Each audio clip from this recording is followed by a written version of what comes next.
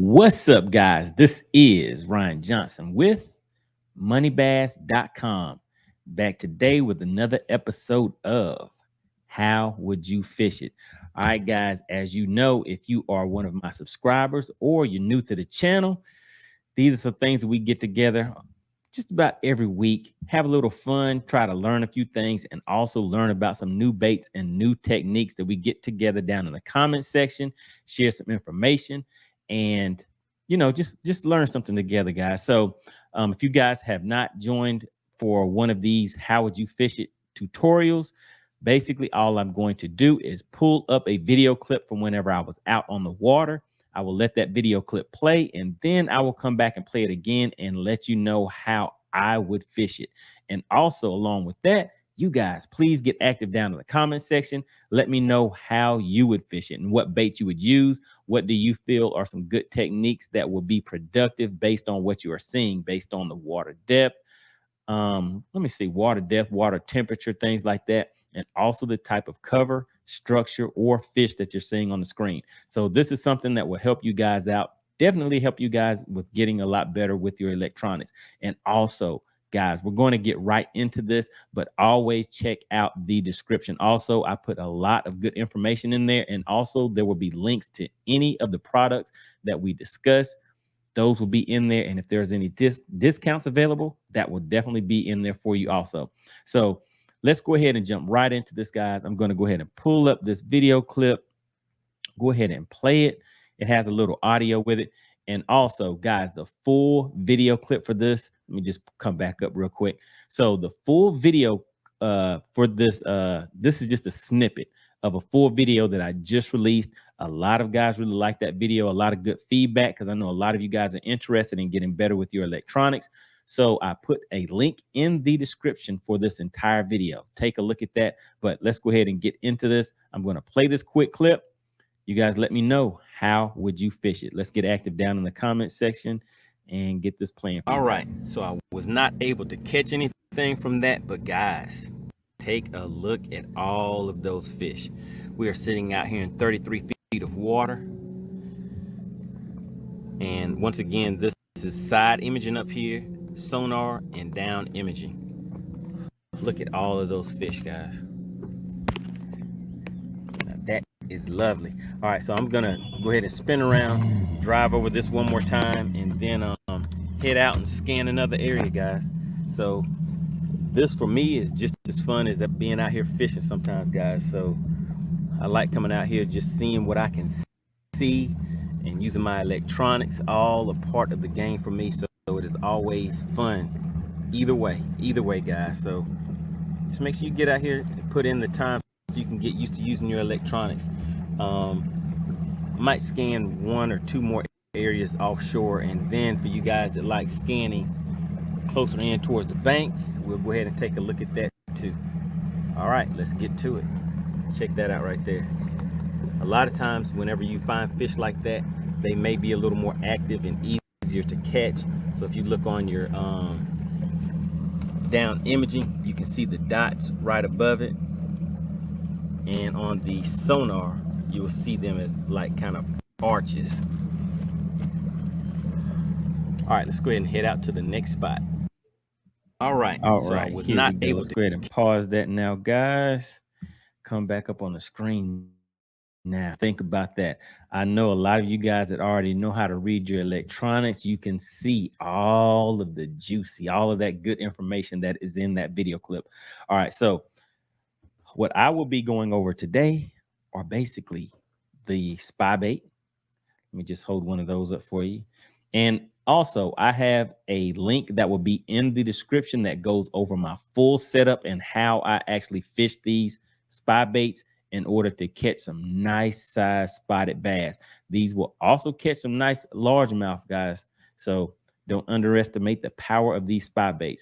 But sunny days, I always use something that has a little bit of flash, some shininess to it. And on cloudy days or a little bit of overcast, I'll use maybe like whites, bone color, something like that, that does not have as much flash. But you never really know what those fish are going to be looking for. So you kind of want to keep some different colors on hand with that. And also, we will talk about the fish head spin or the underspin. And again, there will be a link in the description that goes over my full setup for how I set up, rig this, and how I fish it. And last but not least, we will talk about shaky head and the Carolina rig. So I think those are some things that I would be looking at on this. But hey, hopefully you guys have already got active down in the comment section to let me know how you would fish it. All right, so let me go ahead and pull the video clip back up again. Just kind of walk through it a little bit and let you know what I am seeing whenever I pull this up, guys. And I will just go ahead and mute it because now I will go ahead and talk over it myself.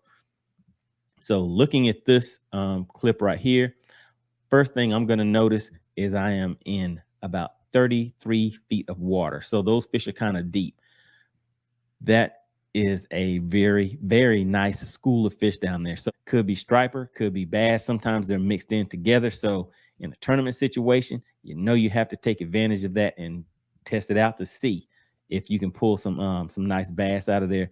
So what I would start off with is throwing that fish head spin. If those fish are active, and you can see the water temp is about 85 degrees, so those fish should be, let me just pause it real quick because I see some other information that I want to get to in there. All right, so pull this back up. All right, so the fish head spin, guys, this I like using a 1/2 ounce. This will allow me to get that down to those depths that I need. And as you guys know, I like fishing offshore a lot, so I kind of like to use some heavier weights on my baits. This will allow me to get it down to those fish pretty fast. And with the fish head spin, believe it or not, even though it has that open hook on it, you can cast this out there, let it sink all the way down to the bottom, and then slow reel this in and bring it right through those school of fish. If you have live imaging, you already know the power of that live imaging where you can track that bait. I'm using Humminbird Mega Live with that new 1.150 update. You guys know that, hey, it's just as good as everything else that's out there on the market now. So we are good to go with that.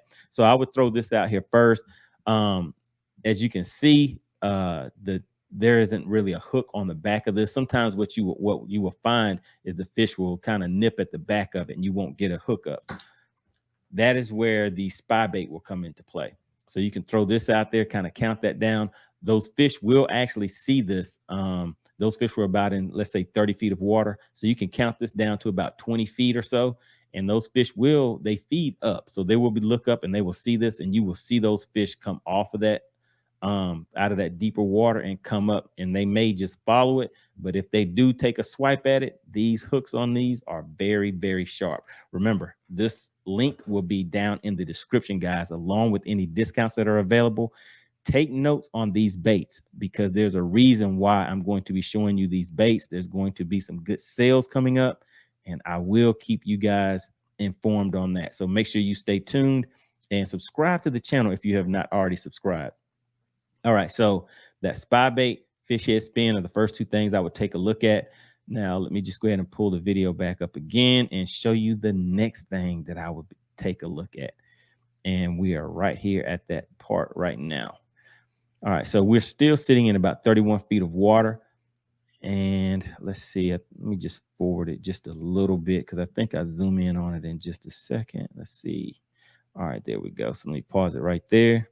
All right, so now if you take a look at this, you see that I guess that's kind of like a hump right there, but there's a brush pile. And you can see on your sonar, the one on the left-hand side, you can kind of count those fish that are right above that brush pile. There's some fish there. That fish head spin, that will come in handy on that. You can cast this out there and count it down. And also a Spybait. It's fun catching those fish on a Spybait, guys. In the summertime, they are very active. They will follow this, and some of those fish will come and nip at that back. And like I said, all it takes is for them to just kind of just touch it. These hooks are very sharp, so it will get those fish for you. All right. And if you look just past that brush pile, coming down that kind of decline, that slope, those are some fish that are down on the bottom. Now, those fish can be pretty active too. So what I would do is throw a shaky head out there and just drag that down across to see if those fish will get active on that. I will also throw a Carolina rig. And one of the things that I like is throwing something like a brush hog. This is a baby brush hog. just kind of dip it in chartreuse or something like that to add a little more scent to it and also some coloring to it. Those are the things that I think would be very productive in this situation, guys. So what do you think? How would you fish it? Make sure you put your comments down in the comment section. Let me know what you guys think. And also one other thing, summertime, guys, it is hot. In a tournament situation, you do not want to lose your fish or lose points or lose money with dead fish. So this is another product that I want you to take note of. And just like I said, take note of this. And maybe in about a week or two, there's going to be some good sales coming up, guys. So that is when I want you to go ahead and click on those links and buy these products. Let me go ahead and pull this back up for you. So the product that I'm talking about is G-Juice.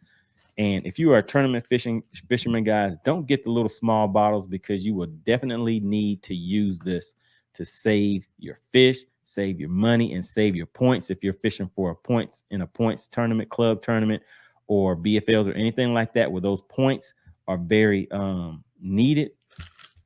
Use that G-Juice to keep your fish alive, guys. All right, so that's all I have for this episode of How Would You Fish It? Let's get active down in the comment section. Guys, take a look at the subscriber count. We're almost at 5,000. The goal was 5,000 by the end of June. I don't know if we're going to quite make it, guys, but it was a nice run. We have been getting a lot of new subscribers. Make sure you guys hit the like button on the way out. If you did not hit it on the way in, I appreciate you supporting the channel. Oh, one more thing. Make sure you guys check out the Patreon. Support the channel, guys. I'm going to keep dropping these gems and bringing some great content to you. Please think about joining the Patreon and supporting the channel. All right, guys, I will see you on the next video.